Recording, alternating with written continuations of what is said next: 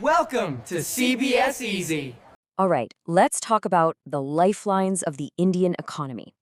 Ever stop to think about how that phone in your hand, made 1,000 kilometers away, actually got to you? Or how a huge country like ours just works? Well, that's exactly what we're digging into. If you're gearing up for your board exams, this is a huge chapter, and we're going to break it all down for you. So, to get started, let's look at the big picture.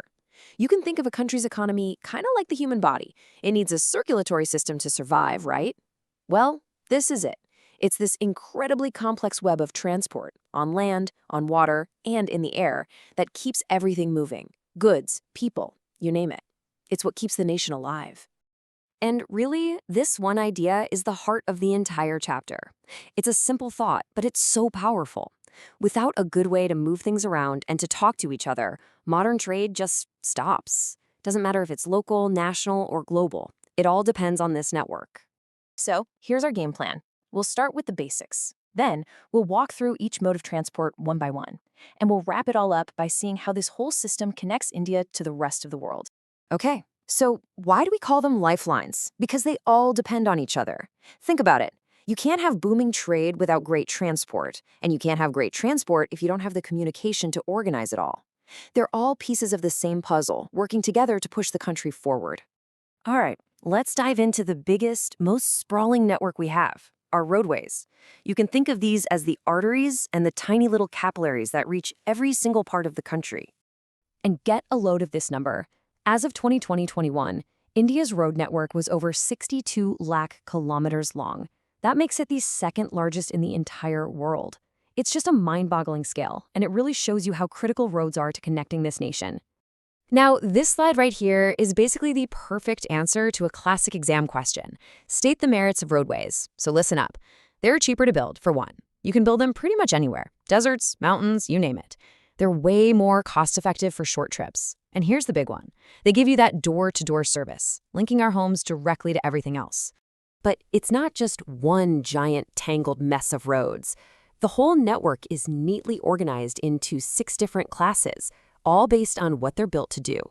This classification is super important to know. So let's quickly run through them. So, at the very top of the pyramid, you have the Golden Quadrilateral. This is a massive superhighway project, and its goal is simple: speed. It's all about slashing the travel time and distance between India's biggest metro cities, Delhi, Kolkata, Chennai, and Mumbai. It basically makes the country feel a whole lot smaller. Okay, so if roads are the capillaries, what about the major veins and arteries? That's where railways, pipelines, and waterways come in. These are the heavy lifters, moving massive amounts of goods and resources all across the country. And this map just shows you the incredible reach of our railway network. But you'll notice that the network is way denser in some places than others. That's because the flat northern plains are perfect for laying tracks. While trying to build them in the rugged Himalayas, that's a whole different and much more expensive story. Now, when you talk about railways, you have to know about gauges, basically the width of the tracks. And if you look at this data, one thing just jumps out. The overwhelming majority of our network is broad gauge. That's a key fact you'll want to lock in for your exams. All right, now for a really interesting one. Pipelines. Sure, they cost a ton of money to build in the first place, but once they're in the ground, the running costs are next to nothing. And their biggest superpower? They move liquids and gas without ever stopping. That means no delays and no losses from loading and unloading. It's a game changer. And this is a line you just have to remember. When it comes to moving really heavy, bulky things, nothing, and I mean nothing, is cheaper than waterways. Plus, they just so happen to be the most eco-friendly way to transport goods. It's a win-win. Okay, let's switch gears and talk about the fastest kid on the block, airways. And we'll also look at the communication networks that act like the country's nervous system, telling all these different parts what to do and when. So here's a fantastic question, and one you might see on an exam. Why is air travel so incredibly important in India's northeastern states? Just take a second and picture the landscape there. What makes it so tough to build roads or railways? The answer tells you everything about the main advantage of flying. And there it is, accessibility. Air travel just soars right over all the problems on the ground. The towering mountains, the super dense forests, the massive rivers that flood. In a lot of those remote areas, flying isn't a luxury. It's the only real way to stay connected to the rest of the country.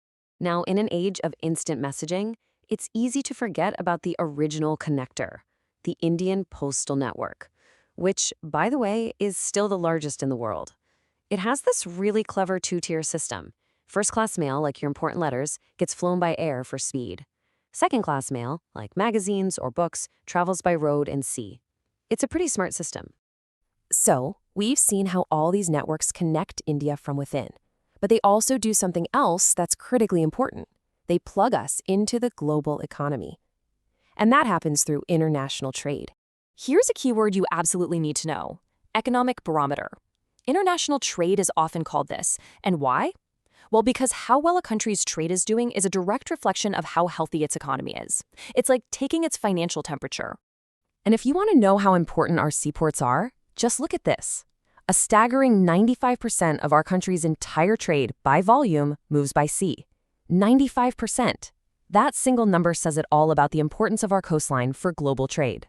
And our big ports are real specialists. Take Mormugao Port in Goa. It's the #1 port for exporting iron ore. In fact, it handles about half of all the iron ore India sends out to the world. Each port has its own crucial role to play. And that brings us full circle, right back to the central question of this whole chapter. To answer this, you have to connect all the dots we've covered, from a small rural road to the power of a text message, all the way to a massive cargo ship leaving a port. If you can explain that connection, you've mastered this chapter, and you understand why these are, without a doubt, the lifelines of our economy. Thank you for watching with us. See you next time.